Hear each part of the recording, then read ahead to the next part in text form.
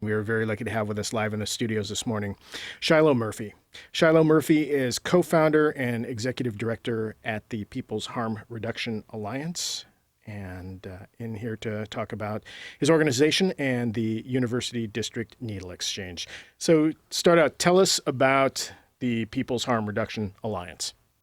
So the People's Harm Reduction Alliance is a 501c nonprofit.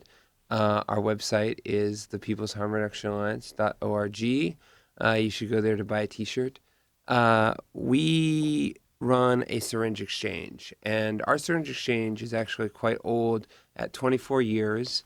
And if your listeners don't know what a syringe exchange is, it is a place where someone who uses injection drugs can go and get a clean syringe. And why would they get a clean syringe? Because a insulin syringe is dull after one use, and so it can start doing damage to your veins and body. It also, because of blood, you will have HIV and hepatitis C. You could also get abscesses from using old needles. And so in, I believe, 84 in Holland, drug users figured out that if they give clean syringes, they can help their friends from stopping the spread of hepatitis B. It wasn't HIV at that time, and researchers found that for some reason Holland had the lowest HIV rates in Europe when they started researching that stuff, and they realized it was connected to syringe exchange. And in '88, a man named Dave Purchase decided to start a syringe exchange in the great city of Tacoma. You've got to be first for something. And he started the first illegal needle exchange in the state, or in our state, which is also the first one in our country. And really quickly after that, they started doing ACT UP, a HIV activist group said they wanted to do one in downtown Seattle, and they invited many people to be a part of it. One of which was named Bob Quinn, and he was doing hospice care for HIV patients, and he was tired of his people he loved and cared for dying, and he decided to do something about it. And they started the Downtown Needle Exchange. Well, he's not from downtown. He was from the University District. And if you knew Bob Quinn, he was a very loving, caring person, but also had a very snarky edge to him. And if you told him he could not do something, that was the one thing he was going to do. And the health department told him that there were no drug users in the University District. The Chamber of Commerce told him that it wasn't feasible to do a syringe exchange in the University District. And so he set up in front of the old Tower Records, which was across the street from the University Bookstore, next to the Peace Heathen table, which at the time was an activist group in the University District area. Most of the Peace Heathens started Hempfest and went on to work with Hempfest for many, many years. And so he set up syringe exchange. He walked around for about 6 months to 8 months, asking people if they needed syringes to find out if there was actually a need there, and there was. And his table started in the first year. It gave out 450 syringes, and today it gives out 3 million syringes, the largest needle exchange in the country. We are community run. Our participants tell us their needs and wants, and we provide whatever they need. We have active participants on our board of directors, on our staff, on as volunteers. So yeah, that's a little brief history. We've gone through lots of different changes. The People's Harm Reduction Alliance came about when the public health department tried to shut down street outreach service, and therefore there was no one running the University District Needle Exchange. And myself, Jeff Corey, and Tom Fitzpatrick all were staff at the Needle Exchange and decided to do something to save our program, and we did it. And everyone will tell you reasons why you cannot do something, and very few people will tell you reasons you can do something. And the programs that survive are the ones that are done by people who won't take no for an answer and follow their hearts and find the hills they intend to die on and create long, sustainable programs. We were not the first Neil Exchange. We will not be the last Neil Exchange. But we will always follow our hearts, and we will always take the knowledge and experience of the drug users which we serve to give their lives just a little better place. And yeah, that's my short answer. How did you get involved with the needle exchange? Well, I was sorry, I was a someone who used the syringe exchange, and I would come and get syringes from Bob Quinn when he ran it, and I asked if there was any volunteer options because I was tired of my friends dying of overdoses, and I saw the stigma and oppression people had towards drug users and homeless people, and I wasn't going to take it anymore. And so I asked all the nonprofits in the neighborhood if I could volunteer, and all of them laughed at me to say, "We're not going to take a homeless drug addict. Why would we take you? You're worthless to us." And Bob Quinn said, "Yeah, you got to show up at 5 o'clock or 5 o'clock on Wednesday, and you can volunteer." And I was so excited. Showed up at 5. I did my shift, and then the next shift, I came back. I came back and I was 15 minutes late. And he said, "No, no, no. You clearly misunderstood what I was saying. I said 5 o'clock, not 5:15. 5 o'clock." And it became like the big, it was one of the big first responsibilities I had in my life, and it changed my life. And he kind of slowly adopted me as his son, and he's like a father to me. And it broke our hearts when he passed away on November 4th of last year. And so I am there because someone cared for me when no one else would. And I have dedicated my life to the Neil Exchange program because it itself saved me. Not just the health prevention services that it provided, but the fact that it told me that I was loved and told me that I was cared for when there's so much other stigma around drug use.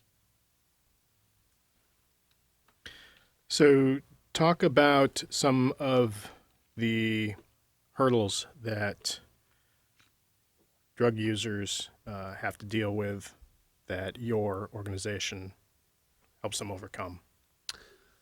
Well, one of the things about the drug war is it has declared war on a population.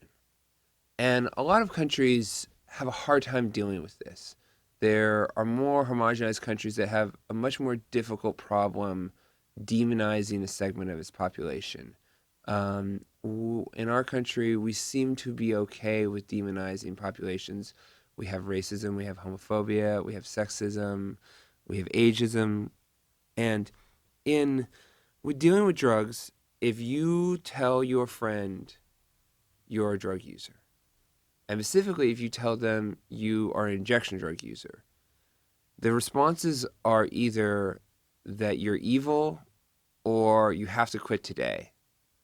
And in the Neil Exchange, we tell them that they're loved and that they should be proud of who they are today. And they should always be able to look in the mirror and say, I love this person and I'm proud of this person. And it sounds very woo-woo hippie, but it's incredibly important to someone who is told how evil and disgusting they are each and every day to be told that they're loved.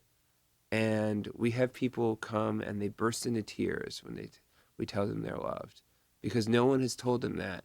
And we give them hugs and we inform them that they are community members and they're the experts within their community that can provide a deeply needed service. We have always felt that each community should be able to decide its own destiny, its own services.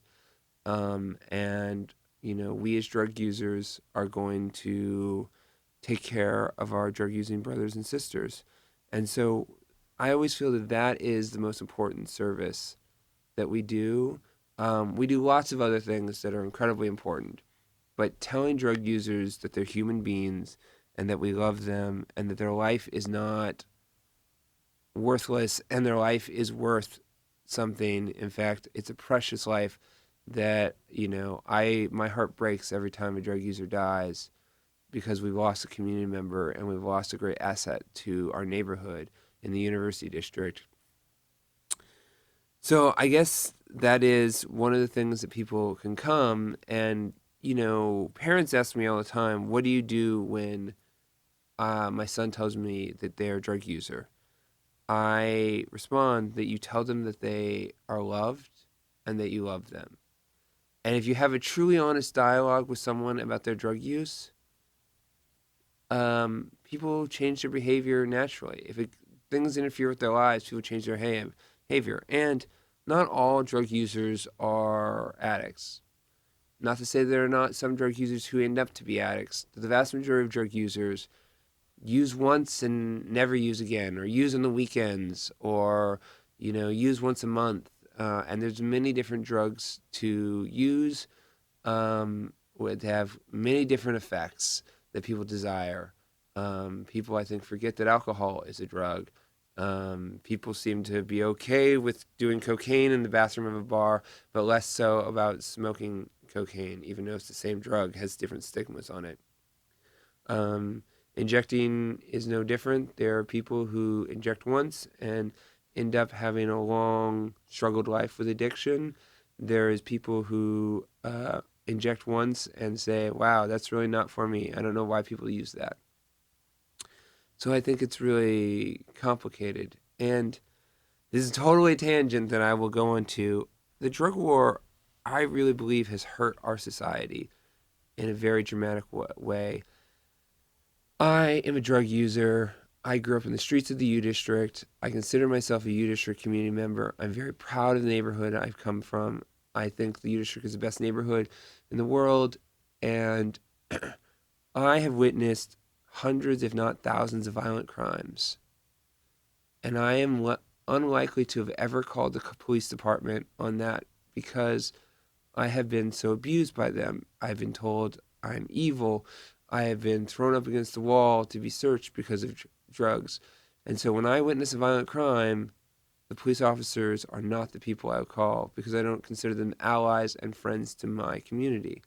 Now, how does that help me? It doesn't really help me.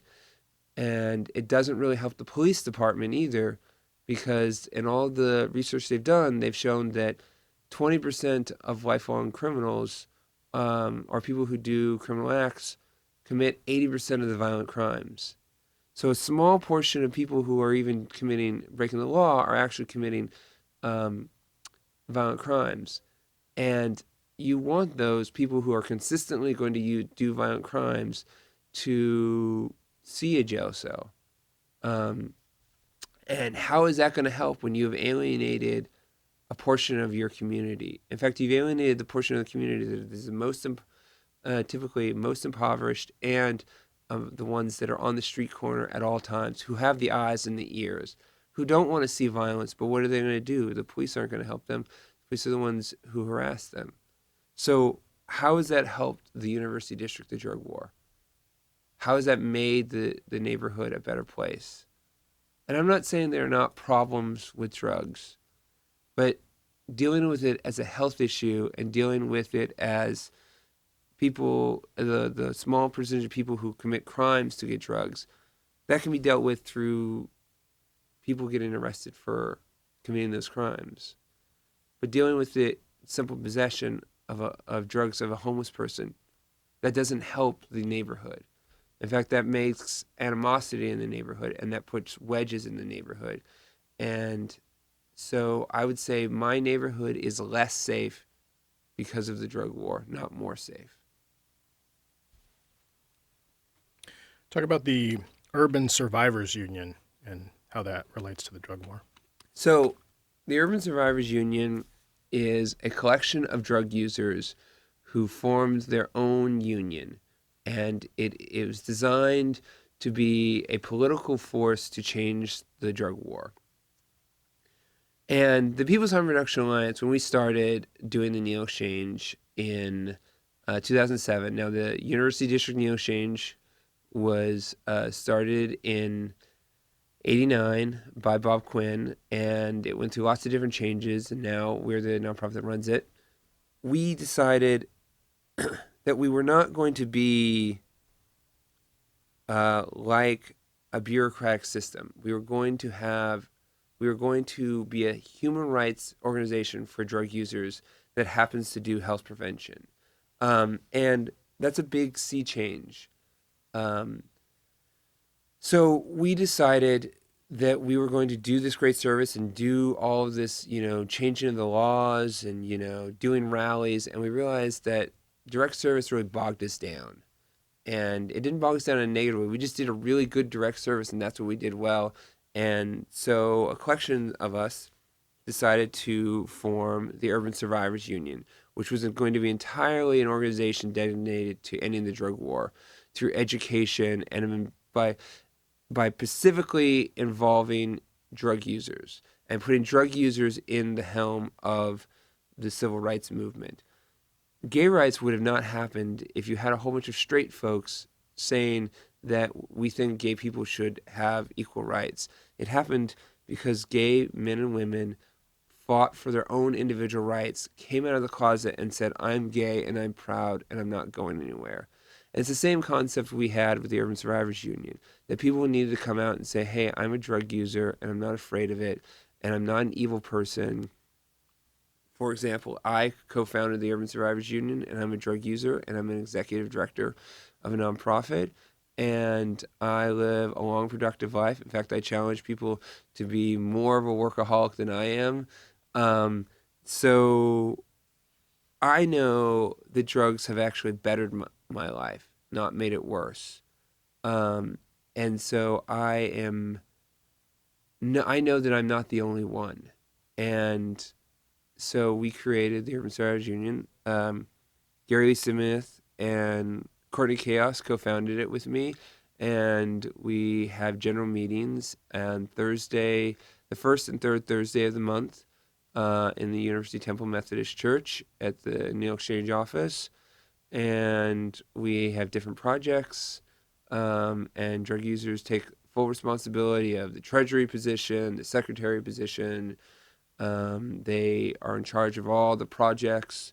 So if you can achieve that, then I think people need to stop putting too much stigma on drug users, because they can not only run their service, but they can run their own lobby force now. All right. You did a talk a couple weeks back about Narcan. Talk about Narcan. So Narcan is an opiate antagonist. And so if you are having an opiate overdose, you can take Narcan. Likely someone's going to be giving it to you, because if you're truly in an overdose, you're not in a capacity to give Narcan to yourself. And someone can give you Narcan, and within close to around 3 minutes, it can reverse the overhit by becoming an opiate blocker, in for your opiate kind of receptors. Therefore, you go immediately out of you go an overdose, including going, if you have a habit, someone who uses consistently, you can go into immediate withdrawals. So, but you are alive, and that's the point. And so it can last between 60 and 90 minutes, and you can still overdose again once it wears off. So you always have to kind of watch the person. And we give out Narcan or naloxone at our program in the U District, and it's behind the post office of the U District, and we're open Tuesday and Thursday, 5 to 7, and Friday and Sunday, 1 to 5. And the post office is on 43rd and University Way, if anyone wanted to know. And you can get this substance to stop your overdose. And when we started handing it out, I kind of burst into tears, because I knew so many people who died of overdose. So many people I grew up on the streets are gone because of overdose. And now we have the means, a life-saving medicine that costs $1. So my question is a life worth $1? Because that's all it takes to save a life. And Stigma is killing drug users because people are using alone in their house because they're afraid to tell their neighbors or their friends. And so when someone tells you they're a drug user, especially an opiate user, you have the means to save their lives, and you have to decide if you want them to live or die, because they need someone to be with them when they use. Um, so it's really powerful that we hand it out, and anyone can come and get it, especially people who use legal opiates like OxyContin or fentanyl. They can be naloxone can work for them, and they actually have a higher overdose rate than an injection drug user. So I would encourage anyone who takes opiates or has a grandma who takes opiates to get naloxone from our organization. Yeah. So it's like this wonder drug. It is, and it has no real side effects. The only side effects I've ever read was if you had taken over 10 doses, and you don't want to take 10 doses because they would make you really, really sick. So. So this is something that people can get through your organization. Yes, you can get through our organization, and you can. It only takes. It's like a 2-minute training, and you can have your own Narcan kit that you can leave in your bathroom. Always have on you. I think everyone should have it. It's super easy to use. It's just a 1 cc injection. So yeah. So and it does require a needle to be able to give it to someone. So It but does, it's and we provide those needles. It also is light sensitive, so you have to keep it in the black baggie. Um, and yeah, and you mentioned at your talk this is something that you foresee in everybody's medicine cabinet as well as like organizations. yeah. I feel as long as we're giving out opiates, everyone should have it. It should be in everyone's medicine cabinet. Everyone should know how to use it. Everyone should. There's no one who shouldn't. I mean, if you know of any place that you would like me to do a talk or a training at your facility, I'm happy to do that. Um, my number is 206-330-5777. And I can come and do a training at your place, and everyone should have it. I can't stress that because it's the difference between life and death. And we are prescribing more and more opiates, and we'll be prescribing more and more opiates in the future. And we're designing stronger and stronger opiates in the future that's going to take larger and larger amounts of naloxone to stop. And I think I mean, I don't know the exact stat, but people said the majority of households in the state of Washington have some either old or expiring or active opiates in there, whether it be a Vicodin or Oxycontin. And if you have that on you in your cabinet, you should have the thing that'll save your life if you take too much. So just 5 minutes left. So since prescribed opiates are so common now, how would you describe what an overdose looks like? I don't think everybody knows that. Well, an overdose is someone who is not moving and not breathing. So with opiates, you get so relaxed, your body forgets to breathe, and then you kind of suffocate, and then everything else starts failing quickly. Um, People will say they have like turn blue because they're basically not getting enough oxygen, and so realistically, an overdose is someone who's not moving, and it's hard to describe when you're not seeing me. But if you take your knuckles and you push them on the center of your chest and you rub up and down hard, it's going to be annoying enough to someone to say stop, right? And if they say stop, they are still alive. If they do not say stop and not have any responses, it's because they are becoming incapacitated. And so that's when you would start considering using naloxone. Also, kind of shaking them a little and yelling their names will also help if they respond. Then it's to the next step of start giving them naloxone. Now, would you recommend people, if they're dealing with someone they believe is overdosed, that they call 911? Will help arrive in time where they don't have to do this, or is this something that they need to definitely intervene with? Well, if you call 911 and you live in Enumclaw and the emergency service is going to be so much farther away, they will likely die before the emergency service gets there. And that's not because we have bad emergency service. We in rural areas, they don't get there as fast because there's not a hospital next to you. If I dropped dead from an overdose on 45th and University Way, the medical staff is going to be 3 to 5 minutes, and my life is going to be saved. So I would encourage people to call 911 and inform them that your friend is not breathing, because if you call the police, if you tell them it's overdose, the police will come.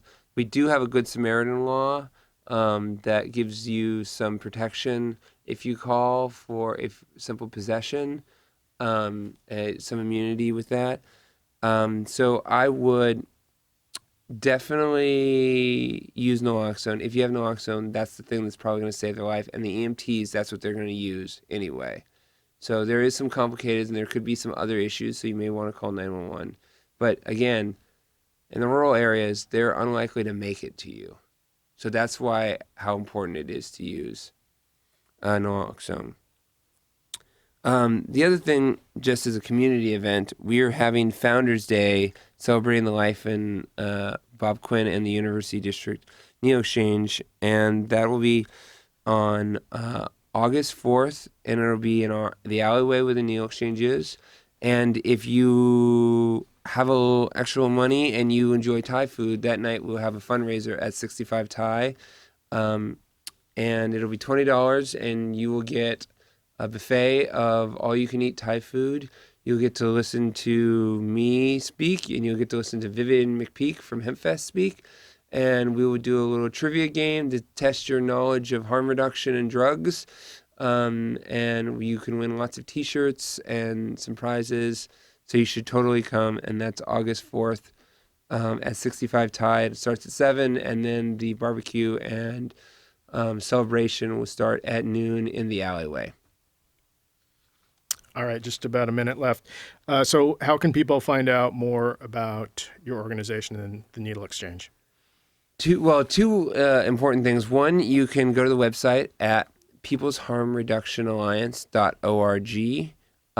And the second is you can volunteer and engage your community. We have lots of different volunteer spots. We only have one paid position, and that's me. And then everything else is done by volunteers, and they're the backbone of our service. And there are people there who work many hours for no thanks and no money to help keep places like us alive. And so engage your community and volunteer. Well, with that, we are unfortunately out of time. I want to thank you very much for coming and spending time with us this morning. You're welcome. Thank you.